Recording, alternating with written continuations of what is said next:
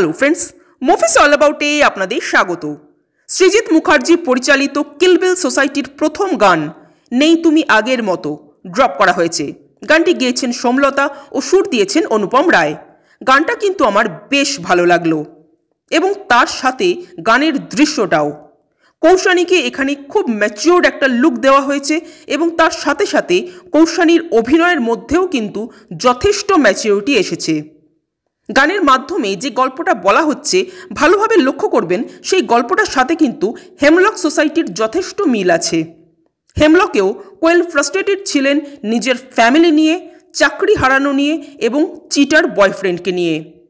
ঠিক একই রকমভাবে এখানেও কিন্তু প্রথম সিনে আমরা দেখি কৌশানী নিজের বয়ফ্রেন্ডের সাথে বাগবিতণ্ডায় জড়িয়ে পড়েছেন। খুব সম্ভবত তার বয়ফ্রেন্ড তাকে সন্দেহ করে এবং তার অফিসের কাজের প্রেশারটাকে সে বুঝতেই পারে না। ফলে কৌশানী বিরক্ত হয়ে নিজের বাড়ি চলে যায়, কিন্তু সেখানেও কেউ তাকে এন্টারটেন করে না, বরং তার মা তাকে চড় মারে। কোয়েল যেমন ওখানে সুইসাইড করার চেষ্টা করেছিলেন, তেমনি এখানেও আমরা লাস্ট সিনে দেখি কৌশানী গাড়ি নিয়ে একটি খাদের ধারে গিয়েছেন এবং সেখানে সুইসাইড করার চেষ্টা করছেন। ইভেন কোয়েল ও কৌশানীর লুকটাও কিন্তু ভীষণ সিমিলার। সেই চোখে চশমা, পায়ে জিন্স, গায়ে লম্বা শ্রাগ, সবই প্রায় এক। যাই হোক, তো এই অবধি হেমলক সোসাইটি ও কিল বিল সোসাইটির গল্প প্রায় একরকম। পরিবর্তনটা আসে গল্পের দ্বিতীয় ভাগ থেকে। হেমলকে পরমব্রত সুইসাইড কিভাবে করতে হয় তার ট্রেনিং দেওয়ার নাম করে আসলে একটি অ্যান্টি সুইসাইড মিশন চালাতেন এবং মানুষের প্রাণ বাঁচাতেন।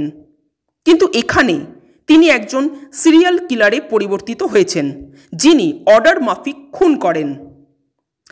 আজ কিছুদিন ধরে একটা আর্টিকেল সোশ্যাল মিডিয়াতে ঘোরাঘুরি করছে যে সৃজিত মুখার্জি নাকি কৌশানীর চরিত্রটা হলিউড স্টার অ্যাঞ্জেলিনা জোলির লাইফের একটা পোর্শন থেকে ইন্সপায়ার্ড হয়ে বানিয়েছেন। অ্যাঞ্জেলিনা জোলি খুব অল্প বয়সে একবার সুইসাইড করতে চেয়েছিলেন, কিন্তু সুইসাইড করলে লোকে কি বলবে, সমাজে কি ভাববে, তাই তিনি একজন সুপারি কিলার হায়ার করেন এবং নিজের সুইসাইডটাকে মার্ডার দেখানোর প্ল্যান করেন। কিন্তু সেই সুপারি কিলার লোকটা নাকি বেশ ভদ্রলোক ছিলেন এবং তিনি অ্যাঞ্জেলিনাকে আরও 2 মাস সময় নিতে বলেন ভাবনা চিন্তা করার জন্য। 2 মাস পর অ্যাঞ্জেলিনা নিজের মত পরিবর্তন করেন এবং মৃত্যুর রাস্তা থেকে পিছিয়ে আসেন।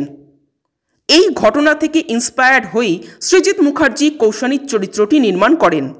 গানের শেষ দৃশ্যেও আমরা দেখি কৌশানী সুইসাইড করার চেষ্টা করছেন কিন্তু ভয় পাচ্ছেন। এরপর হয়তো তিনি পরমব্রতকে কন্ট্যাক্ট করবেন নিজেই নিজের মৃত্যুর সুপারি দেওয়ার জন্য। কিন্তু ফাইনালি পরমব্রত তাকে মারতে পারবেন কিনা, তাদের মধ্যে কোনো সম্পর্ক গড়ে উঠবে কিনা, সেটা জানতে হলে আমাদের মুভিটা দেখতে হবে। কিন্তু আপাতত ওভারঅল এই গানটা, গানের দৃশ্যটা ও কৌশানীর অভিনয় এক কথায় কিন্তু বেশ ভালো লাগলো। আপনাদের গানটা কেমন লেগেছে কমেন্ট করে জানাবেন, আর আমাদের ভিডিও ভালো লেগে থাকলে প্লিজ লাইক, শেয়ার, সাবস্ক্রাইব করতে ভুলবেন না। Thank you.